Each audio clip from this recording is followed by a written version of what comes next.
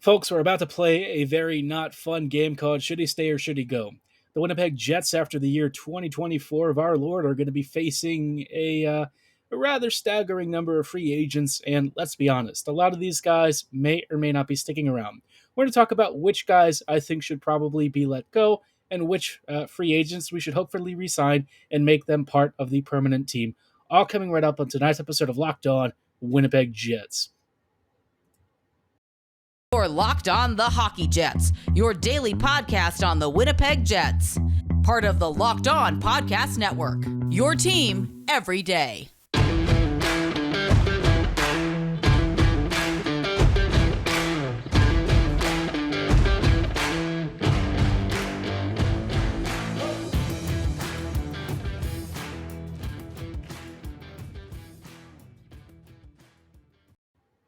Hello, friends, and welcome to tonight's episode of Locked On Winnipeg Jets, part of the Locked On Podcast Network, your team every day.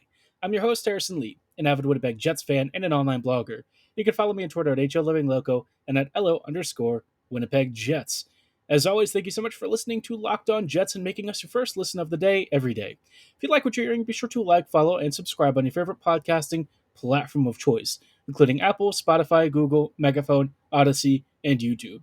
Doing so is completely free of charge and ensures you never miss another episode. But most of all, we just really love and appreciate your support. Now, on tonight's episode, obviously the topic is going to be, free agents that are going to be up for either extensions or release in 2023-24, like after that season. That's when most of the team, unfortunately for the Jets, is going to be a free agent. So the next 2 years are basically all we've got left with this team, and then things start to change considerably. Now, I think there's a lot of reason to wonder and speculate about what exactly the Jets plan to do with this team because, quite honestly, like half the team is gone. So let's start off with some of the free agents on the forward side of things. The first one is going to be Blake Wheeler. Now, I think Wheeler is probably one of the easiest decisions you can make. And if he's not traded somehow, which I do kind of think is the eventual outcome with him, he's got to be let go. As much as, Blake has been a figure for the Jets for a number of years and obviously was our captain and was at one point a great player for this team and certainly a really fun guy to watch on the ice for the Jets, it has become clear over the past couple of years that he's just not really at the level where I think it really makes sense to keep him, especially in an elevated role. I think he's always wanted to be the guy on the team calling the shots and really wearing that captain's C with pride and really getting to be the one to drive results. But unfortunately for the Jets and for Wheeler, it hasn't really panned out that way. And I think for all of the locker room rumors and supposed disputes and stuff, it just makes sense if once his deal is up, assuming the Jets aren't able to trade him for some reason, that they just let him walk in free agency and maybe he even retires.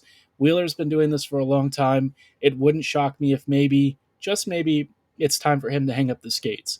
I've loved Blake, and I think that he was a great player for many years, and I had a lot of fun watching him, but I think the truth is there comes a point at which it's no longer tenable to keep that relationship alive, and I think this one has probably been a little bit past due. So, with Wheeler, I think it's pretty easy to decide to let him go.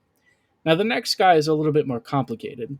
This one is Mark Scheifele, and I think that this presents a very difficult question for the Jets because, part of it relies on where Winnipeg is in the next couple of years. My personal feeling is that, Scheifele is going to be looking for a pretty big raise, and I just don't know that he's going to be worth it. While, Mark might be an elite offensive creator and stuff, I kind of feel like his time in Winnipeg recently hasn't exactly been what one might call ideal, right? His defensive game has kind of slipped. His offensive contributions, while still pretty darn good, maybe don't line up with some of the best in the league. And, you sort of get the sense that he's just not super happy with the Jets. So this is kind of a weird one. He's got a modified no trade clause, which I'm sure the Jets would be able to find a trade partner. But again, assuming they don't end up trading him, I kind of feel like re-signing him might end up in a bad situation, right? Because he's going to be 30-ish or so by the time his current deal is over. And while I don't necessarily have a problem re-signing top-end players who are at age 30 or so. I do start to get nervous when you're talking about Scheifele, who is going to be looking for probably, 8.5 million, I would imagine, and probably by 6 or 7 years. If that's the offer that he's looking for, I think the Jets should steer clear. As much as I like Scheifele's game, and as much as I think he's been a great player for the Jets, I just can't really see that aligning to Winnipeg's future timetable, right? And the other thing is, we just watched what happened with the Wheeler deal. It aged very terribly, very quickly. I don't really want the Jets to repeat the same mistake with Scheifele. And it's not like I don't think, Market's going to be a free agent. I think at this point, the most likely scenario is if the Jets don't really accomplish much this season, Scheifele is going to be out the door in the summer. I think that there's a lot of teams that would love to have him for a season and maybe even try to woo him in free agency, but I just don't think that team is the Jets. I think Winnipeg is kind of increasingly cognizant of the fact that this window is very short. And for that time period, Winnipeg really only has 1 or 2 years where they can actually make the postseason and accomplish anything. So it's all kind of riding on the season. And, I just don't really think Scheifele and Wheeler figure into the longer term future. But the one thing that does often occur is that the ownership team often disagrees with this assessment and wants to bring these guys back. I think Wheeler's probably not in that camp, but I wouldn't be shocked if they are more interested in Scheifele. It's really going to depend on how he performs this year. I think that there is some pressure on him to really show up and be that leader on the ice because past couple of years we just really haven't seen that as much. And with Pierre-Luc Dubois walking, obviously having as like a top line center on this team is really important. And Scheifele is probably the closest thing we're going to have for the foreseeable future, unless Cole Perfetti becomes that kind of guy down the middle. So yeah, that's a really dicey situation. But if he's asking for a ton of money in term, I just don't really think the Jets are the best fit for him. And honestly, for him on a personal level, it might be time to go find another team that's maybe got a little bit of a better future and a more competitive window. Because with this team as it is and the likely need for a rebuild in the next few years, I just don't think Scheifele should really be trying to stick around and wait that out because it's not going to happen on a quick timetable. So yeah, unfortunately, I think for the Jets, Wheeler and Scheifele are going to be out the door pretty soon. My guess is, well, one or both of them get traded before they even really reach free agency. But if they do hit free agency, it's probably time to call it a day and let them find greener pastures. Now, there are a number of other players, one or two of them, who are going to have contracts through 2024-25, a little bit longer than the window I was originally looking at. We'll take a look at those players as well, plus some defenders in just a little bit, and of course, one of the biggest free agents in net. But before we go any further, I do want to shout out one of our wonderful partners at Built Bar.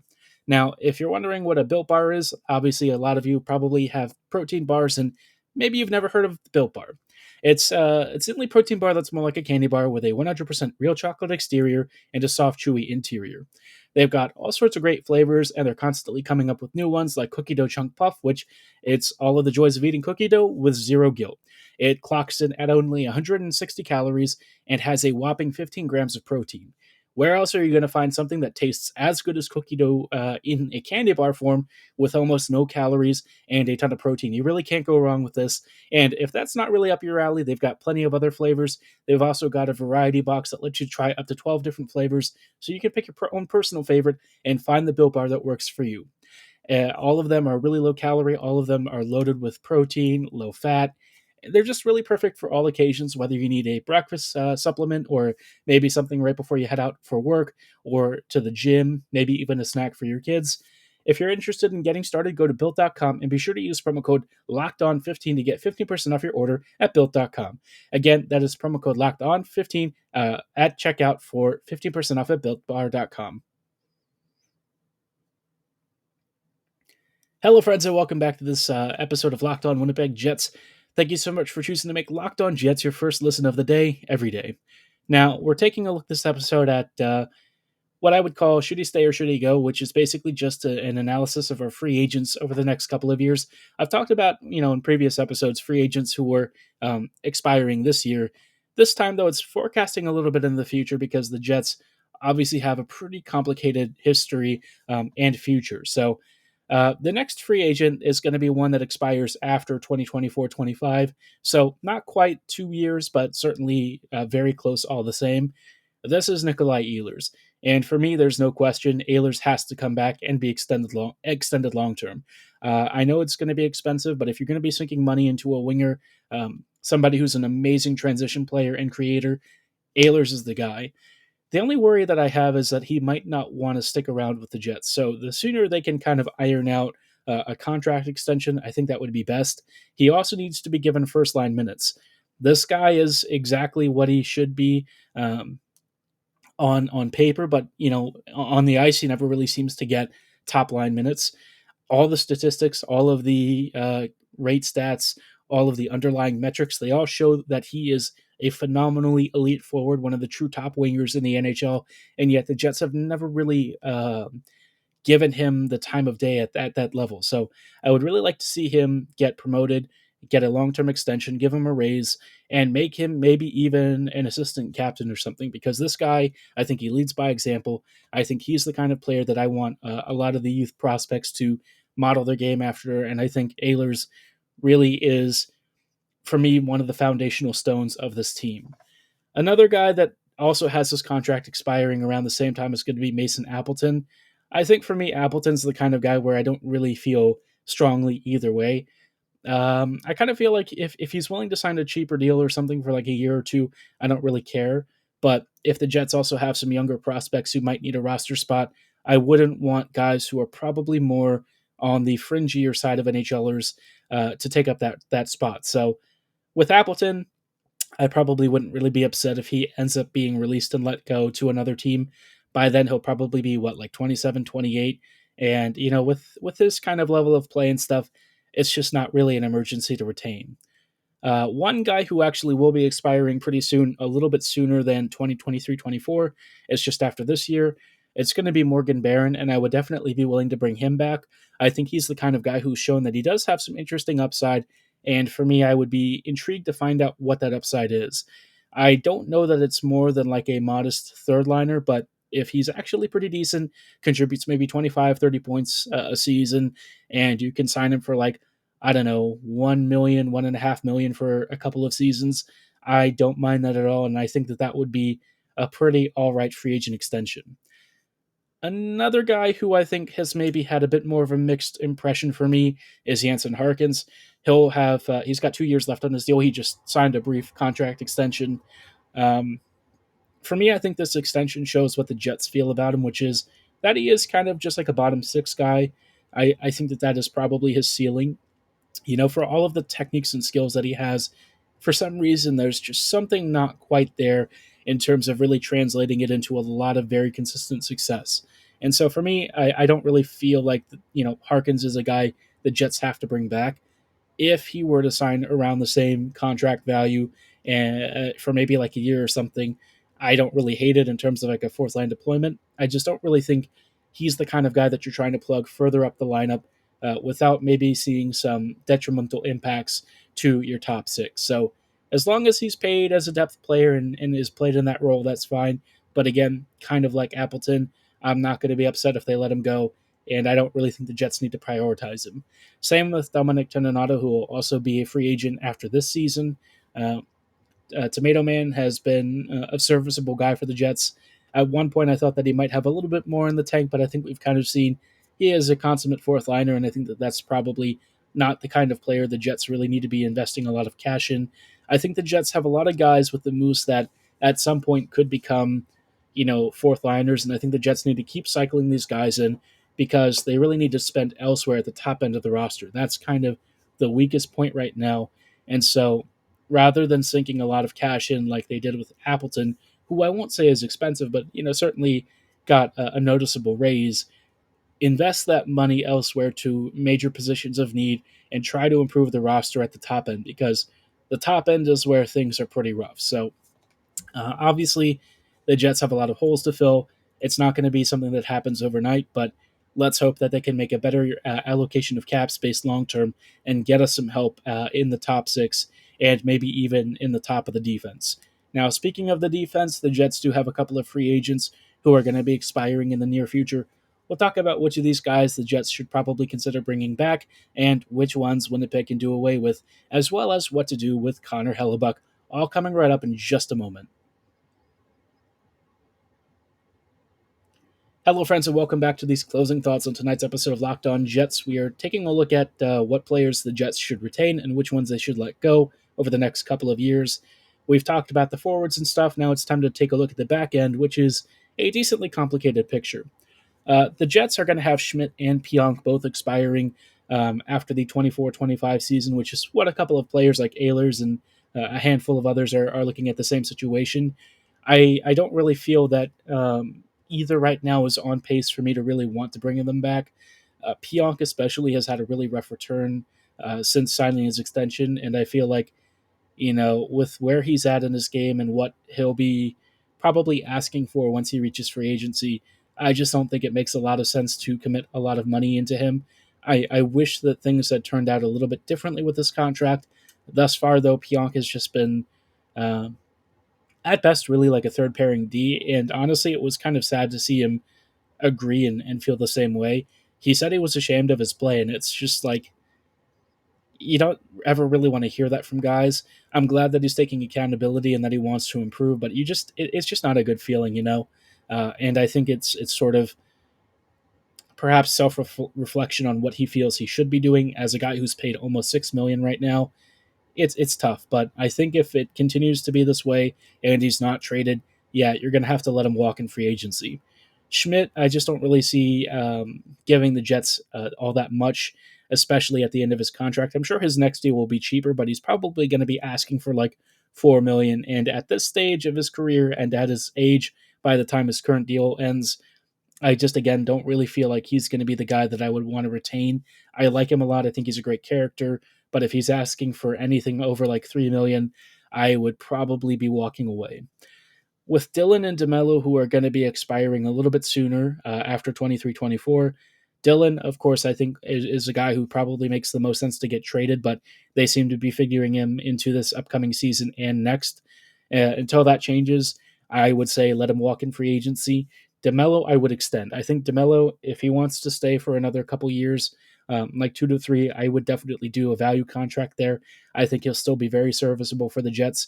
He has helped stabilize Morrissey, and I just don't really see a reason to let him go when he's been, again, a really solid two-way defender.